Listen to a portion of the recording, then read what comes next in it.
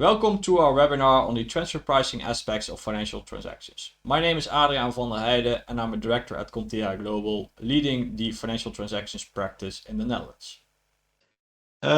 Financial transactions, what is it? I won't be discussing this in detail today. I will just give you a few highlights, and if you want to if you'd like to know more about this topic, please feel free to reach out to me or watch any of our previous webinars on this topic. So what is it? Treasury function, where is it located? Is there control over risk? Are there sufficient treasury people on the ground? Such questions are becoming more and more important for tax authorities and also multinationals. Intercompany transactions in this field are cash pooling, loan transactions, financial guarantees, but also sometimes current accounts. Usually current accounts is dealt with separately, but if you have a structural position within a current account, then tax authorities may challenge your transaction and say it's a long-term loan transaction. Maybe before we proceed, if you have any questions during this webinar, please feel free to put them in our chat box and I'll try to answer them at the end of the webinar. What we see recently is a change in political landscapes. So tax authorities really need their revenue and income, obviously generated through tax. Previously, tax authorities used to look at the EBIT level, so earnings before interest and tax. But nowadays, I think most of the court cases are on the E side of it, so the interest side. Is your interest on your loan transaction, is it comparable to what third parties would do? Or is that 8% too high or too low, depending on which country you're asking. I think other important items, as also just briefly mentioned, is substance and the place of business. In the past, we used to see a lot of companies with no substance, and basically also the letterbox companies. But this is really under scrutiny by tax authorities. So you have to have people on the ground, a local treasurer, people that are making the decisions, and maybe even the strategic implementation, cash management, etc. This way may also help you in defending your financial transactions policy setup towards tax authorities and when under an audit.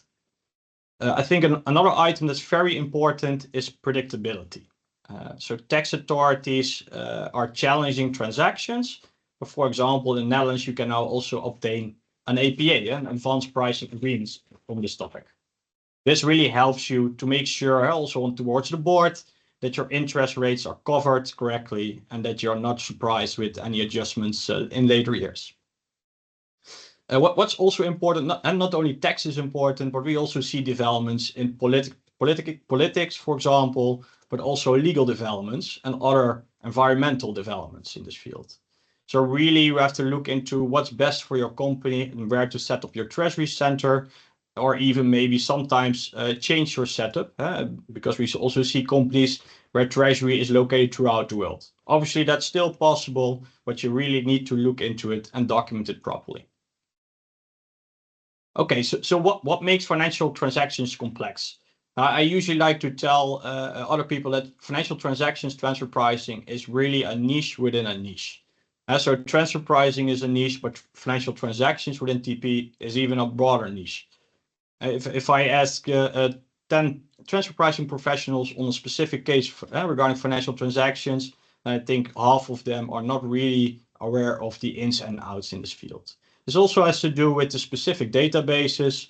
It's different from an original TNMM benchmark study, so an NOPM or cost plus margin.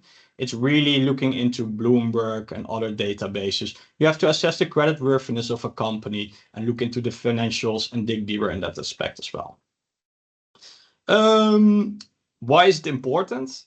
Yeah, the different treatment for tax purposes. So equity, for example, there's no interest deduction possible on equity costs, basically. And obviously, your interest that you pay is deductible from your EBIT line, so below the EBIT line. And this also results your tax amount. It's also easy to implement and move around through the world, same as with royalties and intangibles. That's why there are also certain rules in these fields. And where for intangibles, we have the DEMPI functions. For financial transactions, we also have a lot of rules, which I won't bother you with today, but a lot of rules on how to assess that your interest rate that is set is really within the arm's length principle. And it does not only look at the interest rate, but also at the terms and conditions, covenants. Is it really equity? Is it really a loan transaction, or should it be considered as equity? And items like that are very important to consider. This also makes it very easy to challenge for tax authorities because they are more looking into tax planning motives and can easily argue it. Well, if you have a factory on the ground with 50 employees in it, obviously your substance is already in place. Well, if you have a loan transaction, there's only one treasurer that's monitoring and managing it. It's already a different discussion. Well, still maybe good defendable that you only have one treasurer in place that manages everything. Tax authorities may be more inclined to challenge these transactions. Other items that impact financial transactions are obviously withholding tax, but also the interest deductibility rules, such as the EBITDA rule, the earnings strippings rules, but also your TIN cap. You have to have a certain debt equity mix, and things like that are very, very important to consider. So don't put 100% debt in place for a specific transaction. I always consider a good debt equity mix to be able to defend your position towards tax authorities.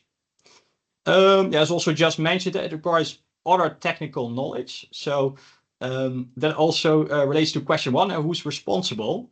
I think a treasurer usually has more insights into cash management, also database such as Bloomberg, and what you have to do for a multinational to manage the cash worldwide, while tax knows the implication of a specific transaction related to transfer pricing. For example, a treasurer won't really be bothered if the interest rate is 1.4% or 1.8%, really low in this interest rate environment, but 3 years ago that would be still an option. But they are more concerned about getting cash spread over the world and manage it correctly. While tax is really concerned about the tax implications, and this also sometimes may be a challenge for you both. But I think in the end, you should manage it together. Treasury is more involved in the monitoring, and tax should also always give its input on the interest rate aspects and also the terms and conditions. So that's an important aspect as well. Let's go to the next slide. So what are the general developments in this field? I think everyone that's attending this webinar knows that the interest rates have increased significantly. So 3 years ago, the Euribor, for example, was below zero. And we were talking about if you would have a cap at zero or not. So the interest was even below 0.5. While nowadays the interest has increased to around approximately 4%, and that's even the risk-free interest rate. So that's not even considering risk premiums. That's the base rate, the flat rate without any risks. This obviously also impacts your transfer pricing considerations. I got a lot of questions from clients whether they have to change their interest rate, which was set in 2021. But nowadays, they also see that the interest has increased significantly. Should they manage and change their interest rate setup? That also relates to what's included in the slide, the fixed versus floating question. I think if you set an interest on a fixed amount or on a fixed interest rate throughout the years, so in 2001, you have set a loan transaction on a 6% interest rate fixed for 5 years, so up until 2026, then my advice would be to keep that fixed interest rate. Even if you would do it today, the interest rate would be 10%. Do not change it at that moment, unless obviously there are specific considerations that should be taken into account. But my general advice, follow your fixed interest rate if it was set at arm's length at that time, and just follow it throughout the tenor of the loan transaction. Floating interest rates obviously follow the market interest rate. So the base rate was just discussed, the Euribor increased around 4%. A floating interest rate follows that increase and automatically also increases your intercompany rated interest.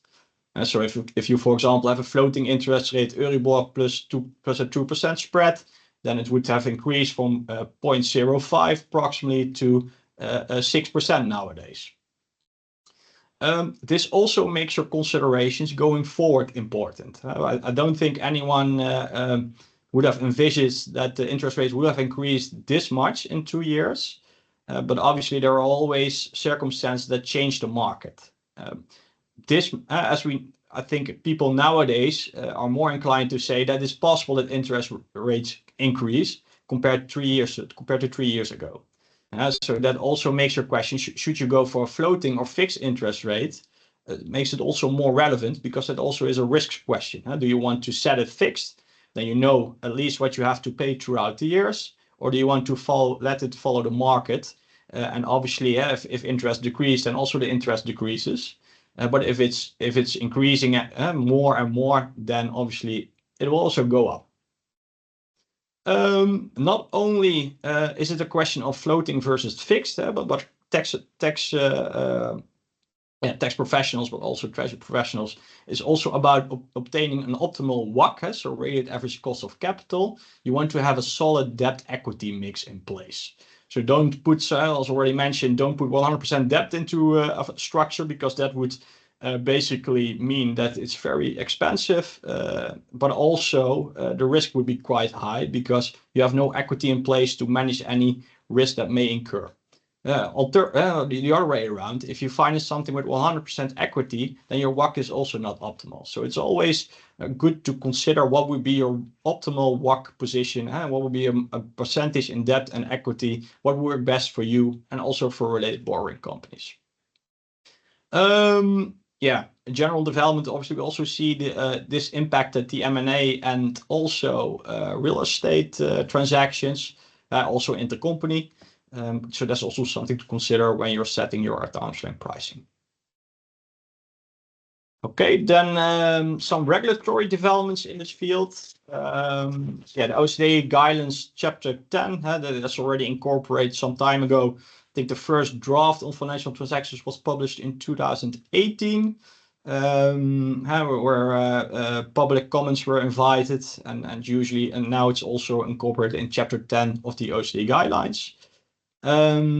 We also see local tax authorities implementing certain aspects of financial transactions. A good example is, for example, Germany, which has recently incorporated specific legislation on financial transactions, where also they like to mention that the group rating is the preferred approach to assess your creditworthiness.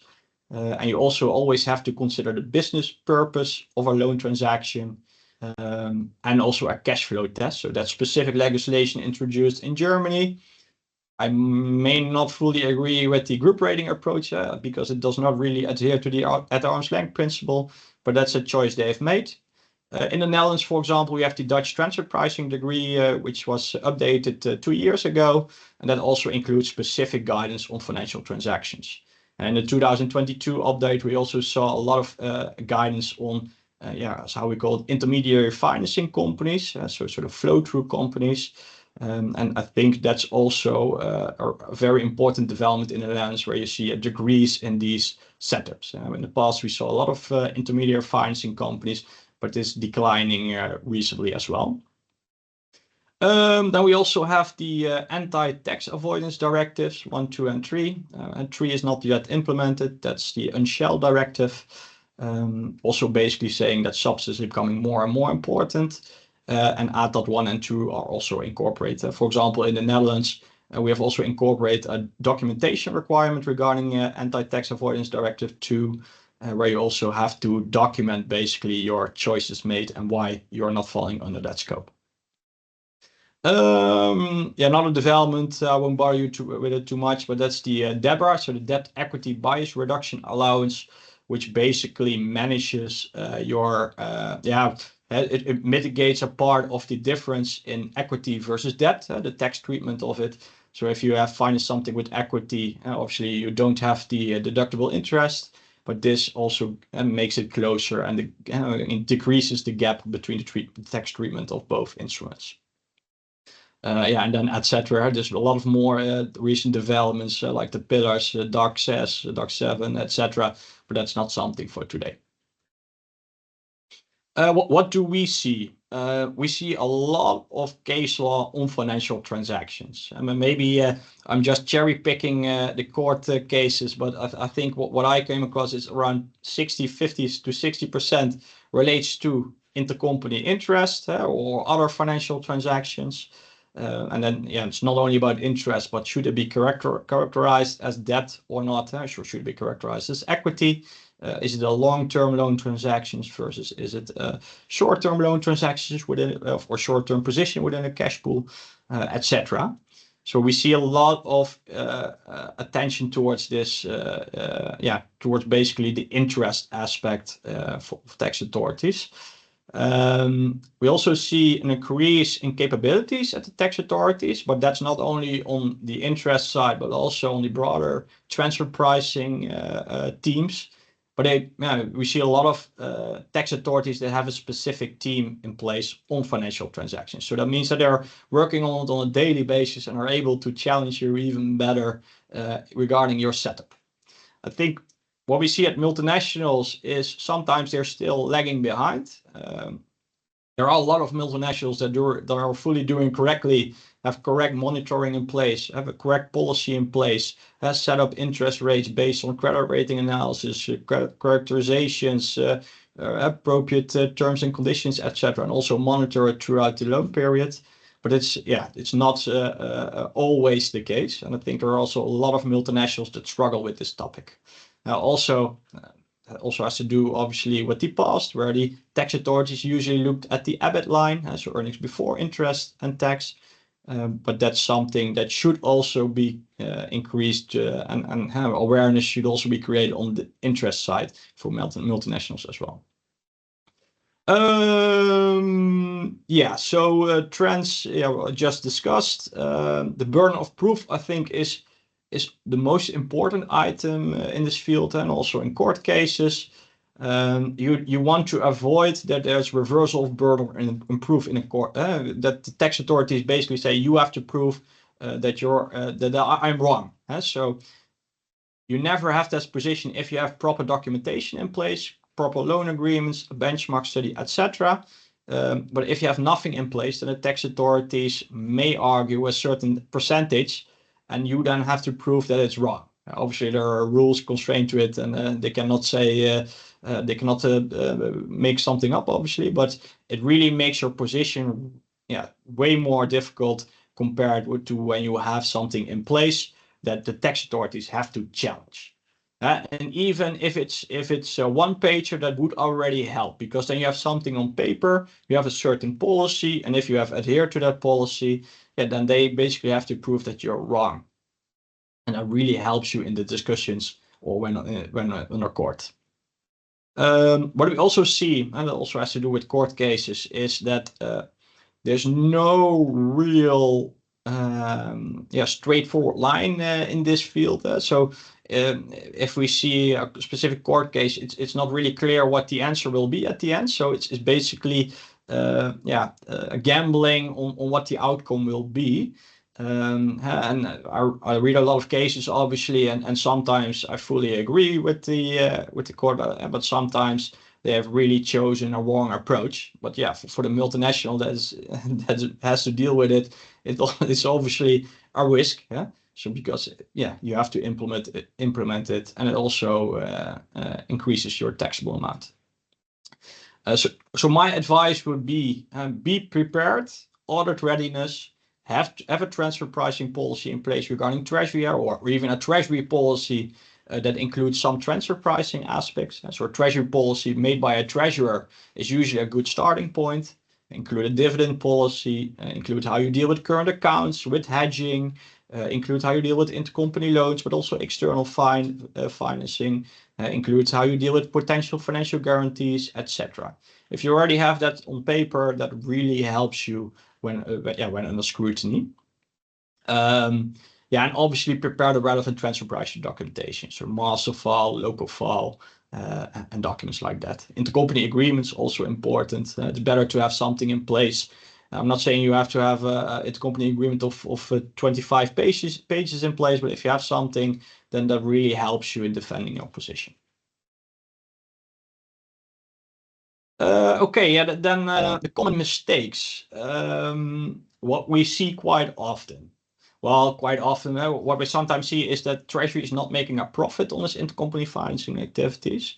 Obviously, if a Treasury function is fully strategic, basically an entrepreneurial function, This obviously may be defendable for 1 or 2 years, but if it's structurally not making a profit, yeah, then you definitely have to do something, because tax authorities will not like this position. That does not mean that if it's only for 1 year that is fully wrong, but you have to consider also structural positions, and also the profitability of the treasury center.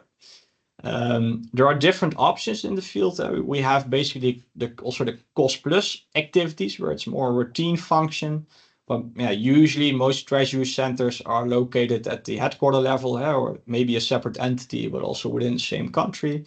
And then we see that there's more than just a routine function in place. Strategic decisions are made, cash is managed throughout that company, etc. So then you have to look into your interest rate setting, your positioning, your cash pooling, current accounts, and everything.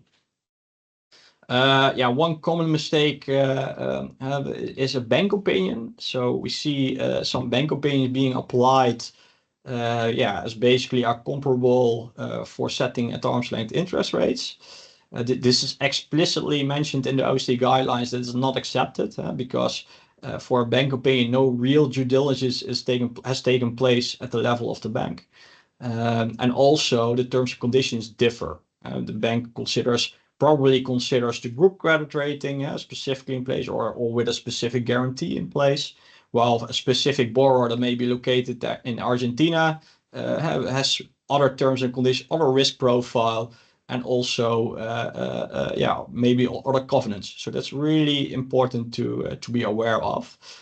This also relates to, for example, mirroring of bank interest rates. That's something we also see.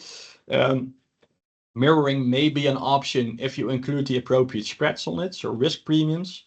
But just if you borrow from an external bank at 4% or 5%, and you on lend it towards a local borrowing company at the same percentage, and obviously the treasury center is not making a profit on this transaction, but it may incur significant risk because the borrowing company may be located in an exotic country as well. So it's really important to if you want to apply such an approach, that you also look into appropriate spreads. The business purpose that's also explicitly mentioned now in German law, but you have to have a business purpose of your loan transaction, and also match this with a specific tenor.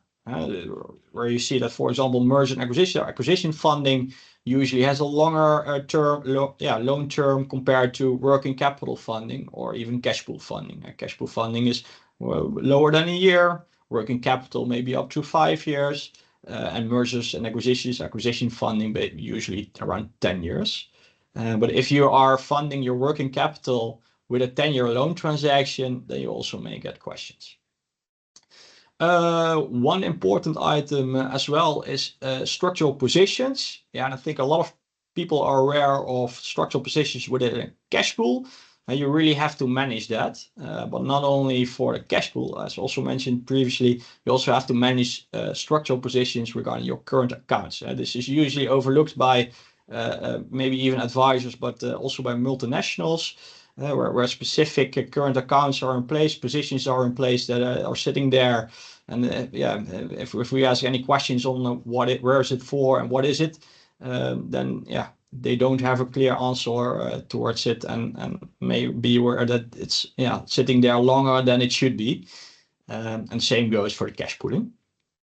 As also just mentioned, the intercompany agreements are very important. We still see multinationals with no intercompany agreements in place for financial transactions.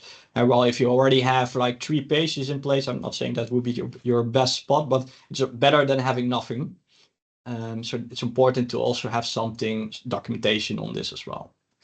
Last item also relates to structural positions, but also in a more broader perspective, you should have proper monitoring in place. I think that's something Treasury should do, but with the help of tax.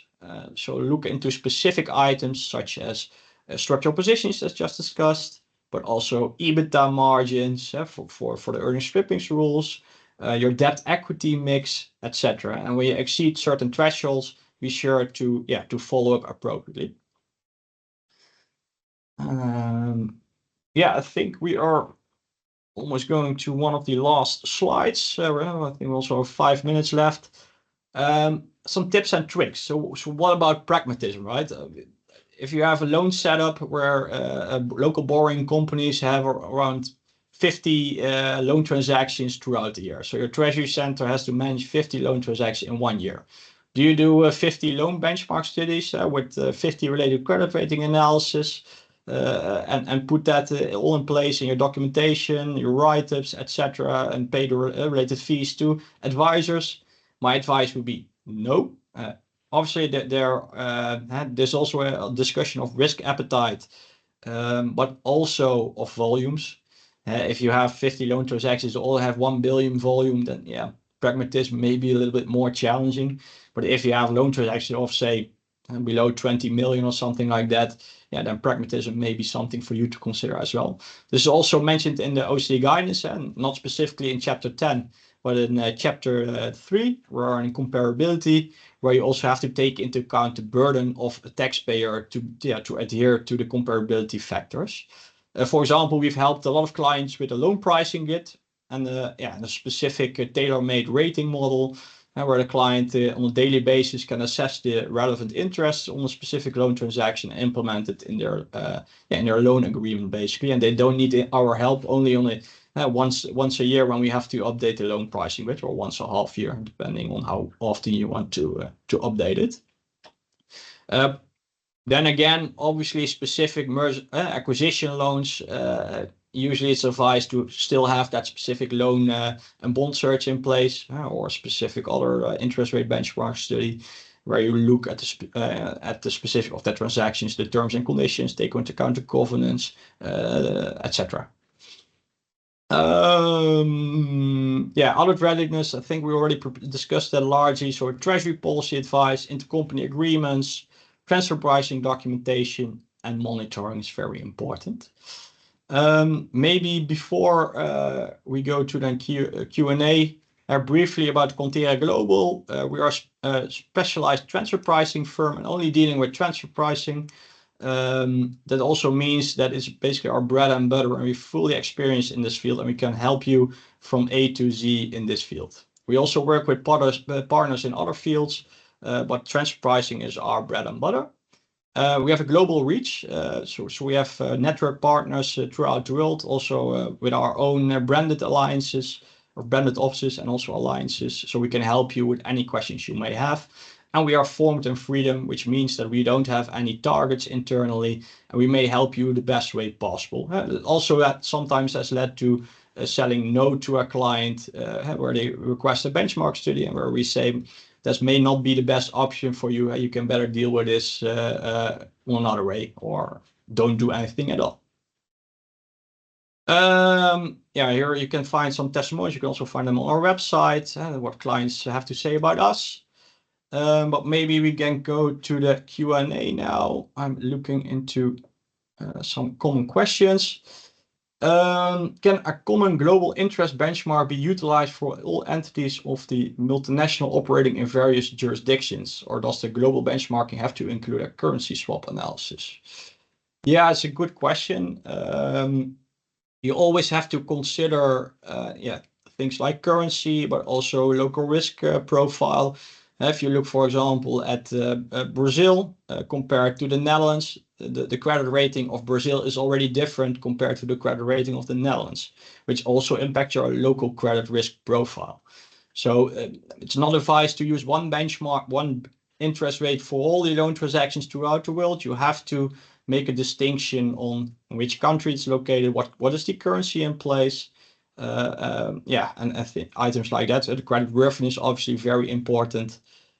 So applying one interest throughout the globe is not really an option. You really have to look into those aspects as well. Let me see. What about safe harbor interest rates? Do you think these can be used to defend your pricing? Yeah, that's a good question. Safe harbor interest rates are obviously unilateral safe harbors. In the OECD, there's no specific safe harbor for interest rates. It's a low value adding services safe harbor that does not relate to financial transactions. you have to be aware that a safe harbor only applies in one specific country. So if the other country does not agree with that approach, it may still be challenged at the other country level. So my advice would be only use safe harbors if you're really sure that the other country will go along with it, or may not challenge it because you have good, because it may be common practice, for example. But a general advice would be to not apply for the safe harbor. You also have to, I think it's, what was the DACSS? It's also a DACSS obligation to report it, basically, the unilateral safe harbor. So that's also something to consider. Okay. Regarding structural positions within a cash pool or current account, when is this relevant and how should we deal with this? When is it relevant? Let me first start with that. Let me just give you a brief example. You look at a time span of more than 1 year, basically, for example, 1 year. If you see that a position is always at minimum 10, for example, then you know that that 10 is your structural position. So it can even change from 10 to 1,000 to 50 to 10 to 30, etc. But then you know that the 10 is your structural position. If it fluctuates from 10 to 50 to minus 50 to plus 100, then you really see that it's going up and down, and then structural position it will be hard for a tax authority to challenge that position. But if you see it not coming above or below a certain threshold, then you may have to requalify that transaction, either via dividend distribution or via an intercompany loan transaction. Maybe considering the time, let me do one last question. How can you pragmatically deal with creditworthiness of borrowers? Should we just apply the group credit rating? I just mentioned that Germany likes the group credit rating, but personally, I don't like it, the approach. You can apply, obviously, a group credit rating approach with notching down, but then you still have to assess the strategic importance of each borrower, which may entail also like a very complex analysis. My advice would generally be to look into local credit rating analysis and also account for implicit support effect. Implicit support meaning being part of a group also increase your creditworthiness locally, and assess the related interest rate based on that local credit rating. May obviously be exceptions, but my general advice would be to have local credit ratings in place as well. Okay, if you have any, I know 30 minutes quite short, but if you have any questions, please feel free to reach out to me. I'm happy to discuss, let's talk. Thank you for attending our webinar on the transfer pricing aspects of financial transactions. If you have any questions, please feel free to reach out, and hope to see you soon in the future.